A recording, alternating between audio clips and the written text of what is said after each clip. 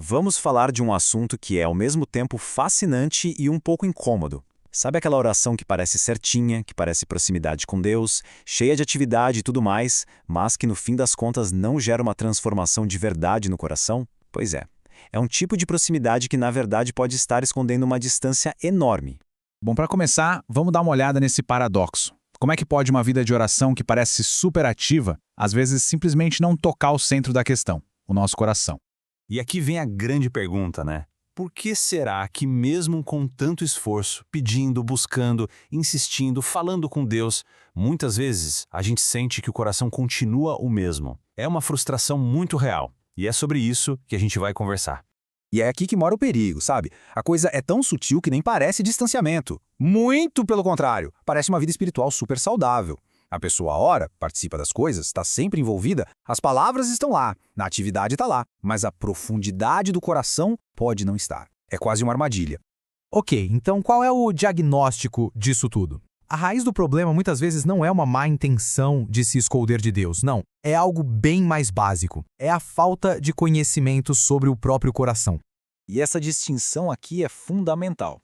A análise mostra que muita gente vive tão para fora, apagando incêndio, resolvendo problema, reagindo à vida, que acaba perdendo o contato com o próprio mundo interior. A pessoa sente as coisas, mas não para perceber o que está sentindo. Reage, mas não entende o porquê de estar reagindo daquele jeito. E aí, como é que se pode levar para Deus algo que nem a própria pessoa sabe que existe dentro dela? E isso nos leva a uma virada de chave gigantesca. A oração deixa de ser só um monólogo, sabe? Um lugar para a gente falar, e se torna um espaço de descoberta. É ali, diante de Deus, que se pode começar a entender o que de fato está pegando aqui dentro. Essa falta de se conhecer acaba aparecendo de umas formas bem típicas.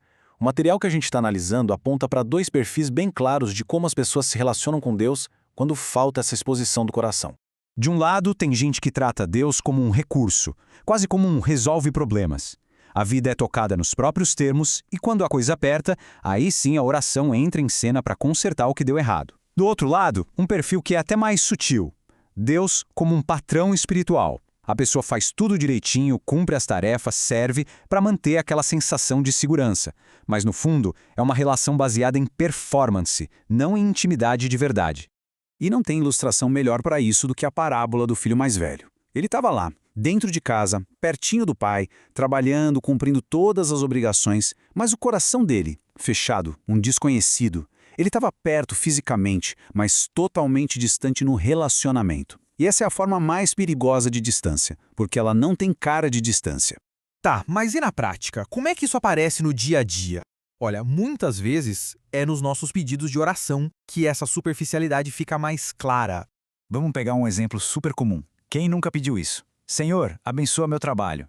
É um pedido bom, legítimo, claro, mas o que será que pode estar por trás dele? Muitas vezes, sem que a pessoa se dê conta, a verdadeira força por trás desse pedido é uma ansiedade profunda ou então uma necessidade de ser reconhecido, de ser validado através do sucesso. O pedido é sobre o trabalho, mas o coração, na verdade, está gritando por outra coisa. Agora, olha só a diferença brutal. Quando a pessoa para, respira e se permite perceber o que está acontecendo, a oração muda completamente. O pedido sobre o trabalho pode até continuar, mas agora o verdadeiro problema foi colocado na mesa. A conversa não é mais só sobre a situação externa, mas sobre o que essa situação revela sobre o nosso interior. Outro clássico, um pedido para que Deus mude uma situação no relacionamento. Parece super correto, né? Mas, de novo, o que pode estar escondido aí? Com frequência, por trás desse pedido, o que existe é um orgulho que não foi reconhecido, uma resistência em admitir a própria falha e, claro, aquela necessidade de estar certo na briga. O foco acaba sendo na mudança do outro e não na própria. E aqui, de novo, a mágica acontece. A oração se torna exposta quando a pessoa admite a própria parte. Sim, Senhor, transforma meu casamento, mas, poxa, eu tô vendo meu próprio orgulho e a minha resistência nisso tudo. Isso muda o jogo completamente. E um último exemplo, o pedido por direção, algo que todo mundo faz em momentos de dúvida e incerteza.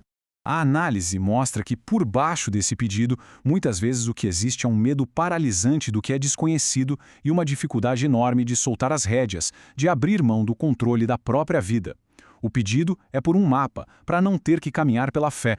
E a oração exposta é aquela que dá nome a esse medo. Senhor, me dá uma direção, mas eu preciso admitir aqui que eu estou com medo e que eu não quero largar o controle. A verdadeira direção começa quando se confessa a necessidade de controlar tudo. Certo. Se esse é o problema, qual é a solução? Como que se sai desse ciclo de oração que não transforma? O caminho que se propõe é uma sequência lógica e muito poderosa.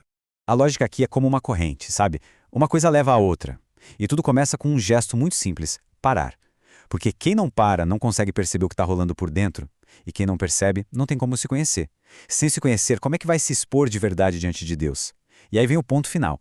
Sem essa exposição, não existe transformação profunda. É uma corrente que não dá para quebrar. E isso nos deixa com uma pergunta para pensar. Se a oração vira só uma lista de pedidos sobre coisas de fora, sem nunca revelar o que se passa aqui dentro, qual é a substância dessa conversa? O que de verdade está sendo levado diante de Deus? E a gente encerra com essa ideia que é muito forte. A oração de verdade talvez não comece quando alguém abre a boca para falar, mas sim quando se para de falar no automático. É nesse silêncio, nessa pausa, que uma pessoa pode finalmente se encontrar e, ao se encontrar, ser encontrada por Deus de um jeito que transforma de verdade.